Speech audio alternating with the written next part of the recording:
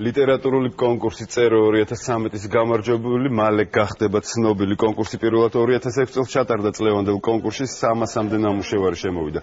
კონკურსი ორ ეტაპად ჩატარდა. პირველ ეტაპზე 7 კაციანმა ჟიურიმ 15 საუკეთესო ნაწარმოები შეარჩია. მეორე ეტაპზე კი შერჩეული ნამუშევრები მკითხველმა უკვე ინტერნეტ საიტის მეშვეობით შეაფასა.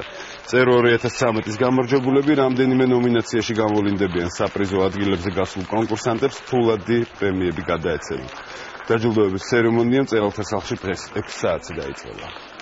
საკმაოდ დიდი იყო აქტიურობა, შეიძლება ითქვას, რომ წინა წლებზე უფრო მეტიც, 300-მდე საკონკურსო ნაწარმოები შემოვიდა და ეს ამ ნაწარმოებების შემოსვლა ხდებოდა ელექტრონული სახით, ელექტრონული წიგნების მაღაზია ლიტჭიზე იყო საშუალება ნაწარმოების განთავსების და ძალიან კვალიფიცურმა ჟიურიმ საკმაოდ დიდი ხანი იმუშავა და შეარჩია ეს ამ 300 ნაწარმოებიდან 15 ფინალისტი. ლიტერატურული კონკურსები ხელს უწყობს ახალი ნიჭიერი მწერლების გამოვლენას.